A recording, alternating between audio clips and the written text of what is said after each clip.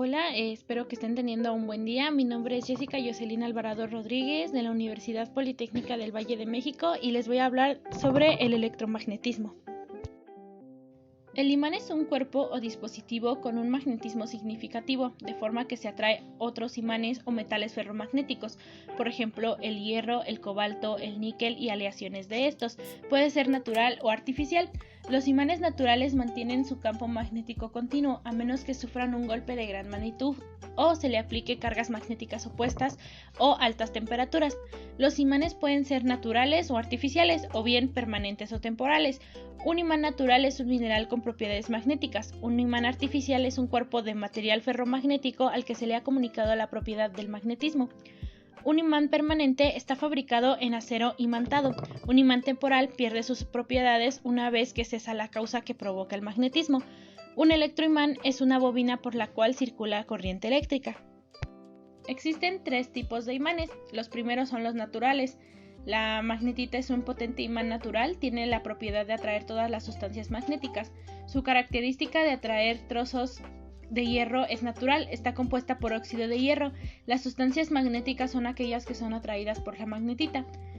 En segundo lugar están los artificiales permanentes, las sustancias magnéticas que al frotarse con la magnetita se convierten en imanes y conservan durante mucho tiempo su propiedad de atracción. Y los terceros son los artificiales temporales, aquellos que producen un campo magnético solo cuando circula por ellos una corriente eléctrica. Un ejemplo es el electroimán. En la actualidad, los imanes se utilizan de muy diversas formas. En discos duros, altavoces, imanes para nevera, brújulas, cierres para nevera o congeladores, paredes magnéticas, llaves codificadas, bandas magnéticas de tarjetas de crédito o débito, bocinas, motores, un interruptor básico, generadores, detectores de metales para el cierre de mobiliario. Algunos de estos aparatos pueden dañarse si se les aplica una cierta cantidad de magnetismo opuesto. Un campo magnético es una descripción matemática de la influencia magnética de las corrientes eléctricas y de los materiales magnéticos. El campo magnético en cualquier punto está especificado por dos valores, la dirección y la magnitud, de tal forma que es un campo vectorial.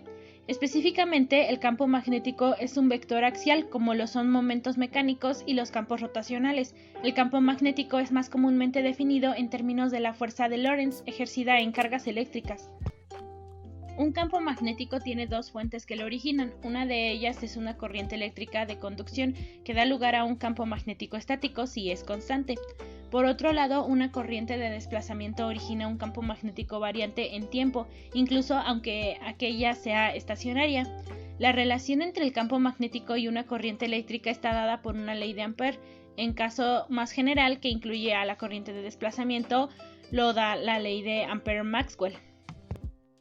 Cuando se habla de la densidad de flujo o del campo magnético en sentido estricto, se entiende la densidad de flujo magnético o la inducción magnética. Es una cantidad física de imanes o electrodinámica. Es la densidad de área del flujo magnético que pasa verticalmente a través de un área definida. Es análogo a la intensidad del campo eléctrico de un vector. Se llama intensidad del campo magnético a la fuerza que es ejercida en el campo sobre la unidad del polo norte aplicado en un punto.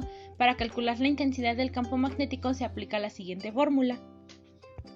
El campo magnético terrestre es el campo magnético que se extiende desde el núcleo interno de la Tierra hasta el límite en el que se encuentran con viento solar, una corriente de partículas energéticas que emana del Sol.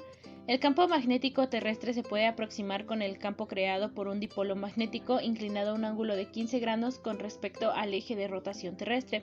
Su magnitud en la superficie de la Tierra varía de 25 a 65 microteslas, siendo mayor en los polos y menor en el ecuador magnético. Este campo es el responsable de que la aguja de la brújula se oriente señalando la misma dirección. El campo de la Tierra cambia con el tiempo en intensidad y orientación porque se genera por el movimiento de aleaciones de hierro fundido en el núcleo externo del planeta Tierra.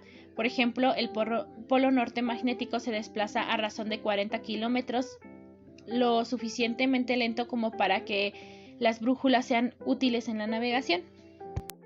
Existen muchas teorías sobre el magnetismo. Una de las teorías que más destacan es la teoría de Weber. El magnetismo, según Max Weber, se debe a los imanes moleculares, pues decía que un imán se puede partir indefinidamente y cualquiera de las partes continúa siendo un imán e incluso en tal partición se puede llegar a la molécula del imán y ésta conserva sus polos magnéticos como característica fundamental de los mismos. Esta teoría establece que también el proceso de imantación de cualquier material ferromagnético consiste en alinear los imanes moleculares en filetes magnéticos que antes de la imantación tenían direcciones aleatorias cada uno. En los extremos de los filetes se localizan los polos formados. La teoría de Ewing es también una de las más acertadas. Está basada en experimentos. Ewing considera que los dipolos magnéticos moleculares no eran propiamente a los que se movían orientándose a magnetizar un material ferromagnético, sino que en los materiales se formaban grupos de átomos con el mismo momento magnético del orden de 10 a 17 a 10-21 átomos localizados en regiones limitadas por otros grupos con momentos magnéticos diferentes, y que al magnetizar un material los grupos se agrandaban y orientaban con el mismo campo que los inducía para magnetizar el material. A estas regiones se les denomina dominios magnéticos y son del tamaño de una partícula de polvo. Momento magnético de un átomo es una cantidad en el átomo debida al giro de rotación que tienen los electrones del átomo sobre su propio eje. Este momento se conoce también como spin. Otra de las teorías más aceptadas es la teoría de Ampère. La teoría de Ampère es parecida a la de Weber, solo que menciona corrientes elementales en el interior de un material ferromagnético con direcciones diversas, en lugar de dipolos magnéticos.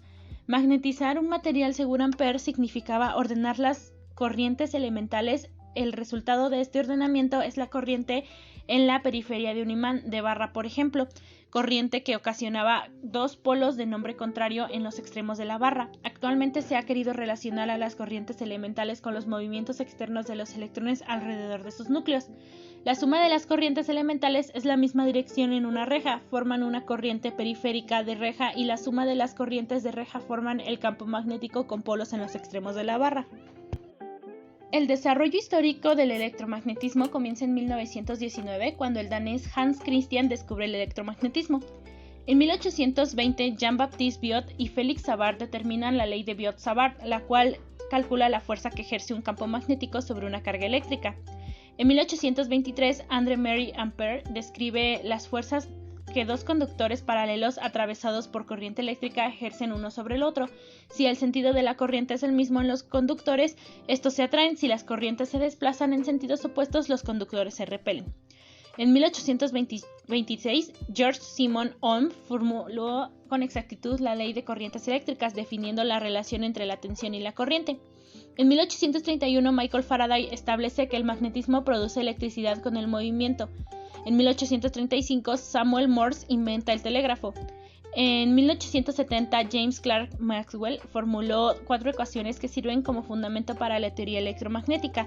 Consisten en 4 ecuaciones diferenciales vectoriales que relacionan el campo eléctrico, el campo magnético y sus respectivas fuentes materiales: corriente eléctrica, polarización eléctrica y polarización magnética, conocidos como ecuaciones de Maxwell. En 1876, Alexander Graham Bell inventó el primer teléfono. En 1888, Nikola Tesla desarrolla la teoría de campos rotantes, que es la base de los generadores y los motores de la corriente alterna.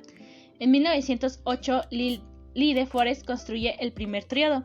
En 1925, Planck y Einstein dan origen a la mecánica cuántica con sus teorías. En 1940, Shinichiro Tomonaga, Julian Strunger y Richard Feynman formulan la teoría de la electrodinámica cuántica, la cual es una de las más exactas de la física hoy en día. El campo magnético es producido por la corriente eléctrica que circula por un conductor. Cuando la corriente eléctrica está fluyéndose, se produce un campo magnético, pero cuando ésta deja de fluir, desaparece el campo. Al dos campos interactuar, se produce un movimiento en el objeto, ya que estos despegan fuerzas que producen el mismo.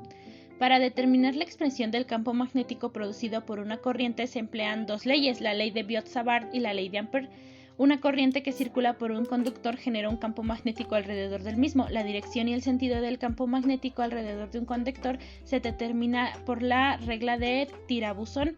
La misma consiste en imaginar a un tirabuzón que avanza representando a la corriente.